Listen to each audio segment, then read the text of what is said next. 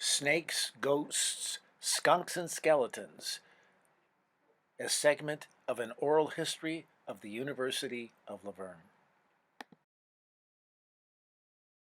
Welcome to an oral history of the University of Laverne, a series created by the students and faculty of Honors 305-351 during Laverne's 125th anniversary year, 2016-2017. I'm Al Clark, Professor of Humanities, and I co-taught this course with Brian Best, Assistant Director of Instructional Technology. This series is based primarily on oral histories contained in the university's archives and Wilson Library. Although some of the footage you will see was professionally filmed, most of the oral histories were shot with amateur equipment and with the intention of transcribing them onto paper, not screening them before audiences. Consequently, the sound quality and video quality of these oral histories is uneven at best. I personally created this episode of an oral history of the University of Laverne. It was prepared to be delivered during class on Halloween night, and it contains some strange but informative tales passed by word of mouth. What you are viewing now are the stories that will be told in this screening. Humorous stories about animals and ghosts may seem a priori like fluff material for roasting retiring administrators or for gags on open mic nights. But if one listens carefully and analyzes fairly, such stories show both character and creativity in the face of challenge. Here are a few true stories about Laverne that tell as much about the resilience of Laverne's students, faculty, and staff as they reveal about the nature of humor. This episode of an oral history of the University of Laverne is called Snakes, Ghosts, Skunks, and Skeletons. Delivered by the devil on Halloween night. I was born on Halloween night, but November 1st in Mount Morris, Illinois, and my father went out to chase Halloween pranksters who were tipping over outhouses and people were complaining. And so he was out running around, and my mother gave birth to me, and so she called the doctor, and the doctor came. He had been at a Halloween party and was still had red grease paint on, imitating the devil at the party. And so I was delivered by the devil on Halloween night. Harvey and Bob wrestle the python. The activities of Harv and me, whether that's grammatically correct or not, not sure, but that would be the title of a book if I were writing it, because so many things that Harv and I didn't turn out the way we wanted them to. One that everybody asks about is the snake story. Somebody brought in a reticulated python, a big snake. He was over 14 feet long, and he was the meanest snake I've ever seen. And he would actually strike at you when you came up on one end, and then he would run along the cage when you went and strike at the other end. And so pretty soon he had his nose all worn. And then one day I came in and he had upset his water tub. And the tub was 2 feet and 2 feet in diameter, I guess, and about a foot deep. And so it was a sizable amount of water in there that he dumped out in the cage. And so I called to one of our assistants, and Harv and I got this snake, and I threw a cloth over his head so he couldn't see me, and grabbed him, and we worked him out of the cage, which is quite a task in itself, because he was big. I suppose he weighed 75 pounds, maybe, something like that. And so we decided we'd stretch him out on the floor just to make sure he was as big as we thought he was. So we stretched him out. He was actually 14 and a half feet long. And so we changed positions, and he had his head. I hooked a loop over my shoulder. Then Harv proceeded to show me how this snake would go to sleep if you pet it just right. He's petting him, and the snake seems really pretty calm, and we're thinking, oh, this is pretty good. And I don't know exactly what happened, but I think somebody came to the door. And Harv looked up, And just as he looked up, that snake reared back and got him right across the wrist. But it took me a minute to realize what had happened, because when it happened, the snake coiled around me. And so I'm in the middle of this thing, and I'm thinking, well, that's kind of strange. Why is he doing this? By this time, Harvey was getting to be in some pain because he caught him right across the wrist here. And one top jaw was like that. The bottom jaw missed his wristwatch completely. And he was starting to bleed a little bit. So anacondas and boas and snakes like that, pythons, have about 200 teeth. And they're all like little tiny razor blades. They can bite you without you even feeling it sometimes. They're just so sharp, they just cut in and you don't feel it. And that was what happened right at first with Harvey. But snakes don't just bite and let go. He bit and started to grind on. Harvey was saying, whoa, get him off of me. I had 2 free hands by this time. And so I thought, I'll just pull his jaws apart. So I reached in his mouth, and his jaw stuck that much out over his arm. His mouth was huge. And I pulled, and it just cut my fingers. Harv said, get him off of me. And I said to the assistant, who was standing there kind of wide-eyed, not knowing what to do, I said, well, get me something so we can pry his mouth off. And so he brought out I think he brought out a big butcher knife first, or a screwdriver, one or the other. And I tried this, it didn't work. Harv says, well, just kill him. If we can't get him off, we got to do something. And this time the snake's coiling around me, trying to get around my neck. And so I'm trying to fight that off. And Harv's there in pain. So I said, Harv, we'll just kill it. And so I started to saw on his neck with that knife, and it didn't even cut into him. And so I said, okay, that won't work. I'll go in underneath and knock his teeth off. Of course, some of them were in Harv at the time. And by this time, Harv had developed a pretty good sized hematoma in there. And as I cut in, I actually cut into Harvey. So now we got more blood. There's blood dripping everywhere. A couple of people came to the door during this time, and they looked in and turned around and left. They didn't even ask, what can we do? Can we help somehow? The assistant got me a screwdriver, and he left, and left Harvey and I there on the floor in this mess of blood, which wasn't exactly a pool, but it was dripping around, and we were sloshing around in it. And I finally got the screwdriver inside and broke his jaw with the screwdriver. And then we worked his mouth off and got him out of there, got him off. The snake by this time has decided he's lost on one end, but he's not going to lose on the other. And he is just grinding around me, trying to get a good grip and squeeze and so forth. And I got him around on the outside of my arm, so I know I'm not in any real danger, but he was squeezing pretty hard. And so it took me another half hour to get the snake off of me and back in the cage.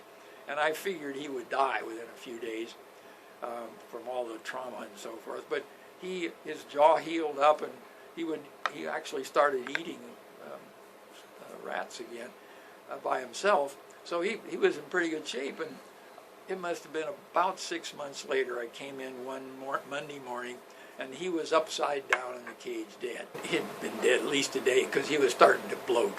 And so I just threw him out the window. We could, on those building over there, Founders, you could throw him out the window.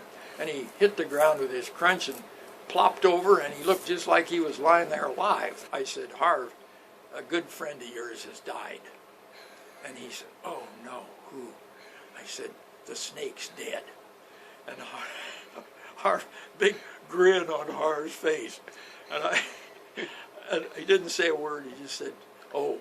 And next thing I know, I was in the room and looked out the window, and there's Harv down there with a big hoe chopping his head off, because he's gonna have this head. So he got it off and took it upstairs and pickled it. So he still has the snake's head. Out of the bag. I was working a couple of summers at the American Museum Research Station in Portal, Arizona. And so they wanted me to bring back some specimens live, if possible, of some of the rattlesnakes, the pygmy rattlesnakes that were going to be pretty soon on the endangered species list. Snakes were in cloth bags, and unbeknownst to me, I guess there was a tiny hole in one of them. Well, anyway, I'm in my MG, and I'm roaring home down, I don't know what highway it was in Arizona, in the middle of the day, hotter than heck. I had put the snakes in the ice chest. I didn't have it locked. I just had it closed, but they had some ice in there, and they should have kept them cool and comfortable. But somebody didn't like it. Anyway, I was zooming along the road. I had shorts on, bare feet, roaring down the street, or the road, the highway. Fortunately, there was hardly any traffic. And I just happened to glance down at the floorboard. And then I froze. There was a rattlesnake coiled under the accelerator pedal. And I just barely took my foot off the pedal and let the car slow down gradually, because I was doing about 70. So it took probably a mile at least for it to just finally get slow down, and got to the point where it was just barely rolling, and I carefully put on the handbrake and then sat there trying to figure out, now what do I do? And he was hot and irritated, and I thought, oh man, if I even move, I'm toast. Well, I carefully opened the door, and there's that sizzling pavement out there, and I thought, well, that's better than the alternative. And so I then threw myself out onto the highway, and as I went, of course, I'm looking back to see where this snake is, and I just see this strike. He didn't get me, but oh God. So then I'm lying there on this scorching pavement in the middle of summer in Arizona, around with a very feisty, angry rattlesnake in my car running loose. Oh. Anyway, so I had to go through the car very carefully, because who knows who else was out there. But he was the only one, so I managed to catch it with the snake stick and get it in a bag and tie the hole shut. And I put Face to face. I was checking up in the shrubs for mockingbird nests, which was what my research was about, mockingbird energy budgets. And so I would part the foliage and look and see if there's a mocking nest in there. And this one time I did this on a very hot day, and I parted the foliage and came face to face with a very large rattlesnake that had crawled up into the bush and was coiled up on the branch to get cool. And again, we looked at each other like, oh my God. And I just carefully backed off, and there was no problem from it. Evelyns Ghost. I didn't tell you about the ghost, did I? I have to tell you about the ghost because that was my actual first experience, the first month in the president's office. It is true. There was a ghost in the president's office, and her name was Evelyn Marshall. And she was the former secretary to the president. And she died of an aneurysm in the process of asking for a raise of the president. And what's really funny is I did not hear that story until I began to, I noticed things.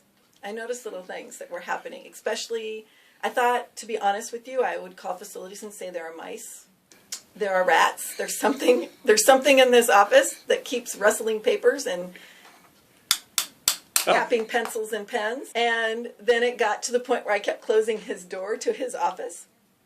And finally, I said something after about 3 weeks. And Steve told me that it was his former secretary, that he was aware because she was in his office. You know, he said, I believe she comes by to check on me. Oh. And ultimately she left. Steve, she actually had, this was an odd thing. She actually, I thought I felt her one time. And it was pretty strong. And the next day, I came in prepared to tell Steve, guess what? Evelyn came by last night. And he said, that's really interesting. I had a dream about her last night. And we were at a train station. And I said, Evelyn, what are you doing here? And she said, well, I'm just checking on you. And he said, you don't need to do that anymore. Diana's taking good care of me. And she got on the train, and she left. And I'm going to tell you that that was the last time we heard from Evelyn. Rumor has it that she still haunts Founders Hall. So I don't know whether that's true or not, but I believe that if she's haunting Founders Hall, then whoever walks the halls of Founders Hall are pretty safe, because she was a wonderful person. The Davenport Skunk. And has anyone told you the skunk story? Davenport Dining Hall, they had a really, really bad habit of propping the back doors open. But we live in Laverne, so we have raccoons and possums and squirrels and mice and rats. They could all come in there. But what waddled in there was a skunk. And it used to have, you would probably remember Davenport, it used to have that old serving line out in the front where it was all blocked. Yeah. The skunk decided to walk all the way into the serving line and then cuddle up and curl inside underneath where the heat wells were. Now, I'm here to tell you right now, if you have a skunk problem, there is no one on this earth that will ever come and help you. We called the fire department, we called animal control, we called the ASPCA, we call everybody. No one. Exterminator. You're on your own. So Jack Ward, he knew the skunks are nocturnal. So obviously, the Davenport Dining Hall cleared out quite quickly as soon as the skunk was here. What Jack did is we have a trap. And so he built a whole wooden thing around the trap to encase it.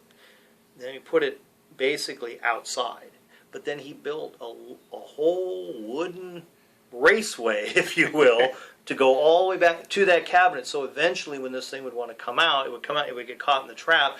He could just pop the drawer down and then we could take off. And the next day we came in and that sucker was in the trap. 100% skunk. We had one in the cafeteria. Oh. The first day I was acting provost. Oh. And so they came and got me to get the skunk out of there. Oh. And I didn't get him out, but I went over and looked, and I said, okay, well, just stay away from him. He was under the sink. I said, stay away from him.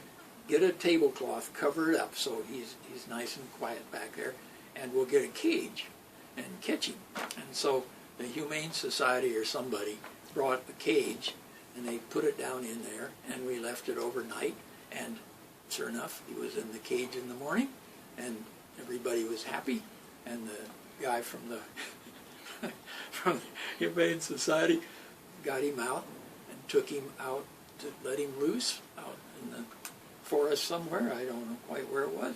And he took the cage off. The skunk sprayed him. An abundance of skunks. So I went in the back right behind the chemical storage area of Moneros. The bushes are. I walked out and a skunk went, he was right in front of me.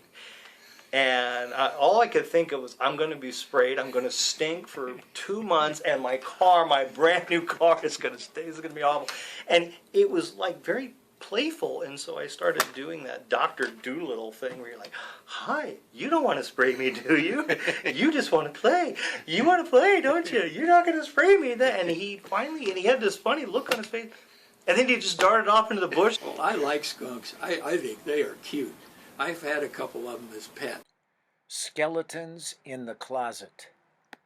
The story of Pedro the Skeleton. It seems that early science students found a way to obtain a cadaver, a stiff, as he described it. Pedro was an indigent Mexican. The cadaver was put in a fourth-floor room for use by pre-med students. There was no use of the fourth floor other than that. After they finished, they decided to save the skeleton. Using an old oil barrel over a fire in the area back of the building between the two wings, they attached wires to various parts of the body to check the progress, and they proceeded to boil the body. No one was around when the meeting of the local WCTU closed its meeting in the chapel, and a few of the women exited the door nearest this patio area. Seeing the fire in the kettle with wires coming out, one of the women pulled on one of the wires, only to have a hand come up out of the water. She promptly fainted. Pedro, well, I don't know anything about how they got the body. I heard was the dressed up one that they went and got him legally, an unclaimed body down at the morgue in L.A. and came back and dissected him and then and kept a lot of the parts, the internal parts, because we still have some of those. There's a heart and lung and something like that. Anyway, they got him boiled down and degreased and all the kind of stuff you have to do for a skeleton, and put him together and made a box to set him on and a steel rod in the back and all this kind of stuff. And he was, when I got here, he was in pretty good shape. And the only thing wrong with him was one hand was badly crunched up because people were, everybody was reshaping him. Oh. You know, they'd have lab coats on him one day and this kind of stuff, and I couldn't keep him from doing this. And one day the skull was, the top of the skull was gone. And I had no idea where it went, it just disappeared.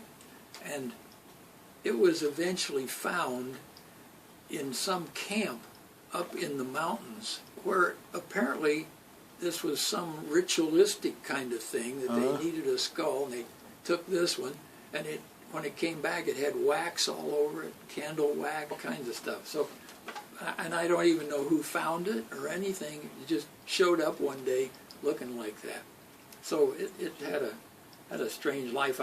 His hand was broken up. I bought a new hand for him, and so he has a different hand than he had back at that time, or back in the beginning. They just crushed his hand. Oh.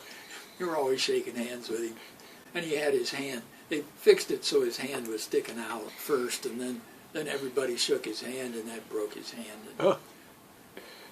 We don't use Pedro because he just got too badly beat up, but he's still here. When Pedro got too, you just couldn't depend on him not falling apart. And if you move the little case that he's sitting on, it's a little brown box about that big square, and it has rollers under it so you can move it around. But every now and then a leg would fall off. Oh, I see. Have to do that. So that eventually got to be where it just wasn't usable. I see. And so we started buying pieces. How the saber-tooth got its tail. Rudyard Kipling told the story of how the leopard got its spots, but he never wrote about Laverne's powerful Smiley because, quite frankly, Smilodon fatalis never lived in India where the real tigers, the orange and black stripe breed, lived and entered into the British colonial authors' just-so stories. In fact, neither Kipling nor any other human, including our Pleistocene predecessors, even encountered one of these big-toothed predators because Smiley and his cousins have been extinct on Earth for thousands of years. Southern Californians know them only from the asphalt stickiness of La Brea, where Smilodon fossils, like the university's mounted specimen, had to be painstakingly extracted from the pavement so dense, hard, and thick that it would make Caltrans envious. How then to put Smiley back together again when you never saw him alive? Look around, and what do you see? Lions and tigers and leopards and cheetahs and cougars and house cats, all with long tails. Voila! Mr. Smiley's Smilodon needs a sweeping, leaping tail, and so that's what he got, and still has, assembled with cast-off pieces of furry tails from multiple direwolves. Smilodon fatalis, with short tail in real life, stands in skeletal splendor on the second floor of the Abraham Campus Center with a saber tail that is longer than his massive saber tooth. While his tooth distinguishes his species, however, his tail is simply a figment of outdated imagination. And so that's how the saber tooth got its tail.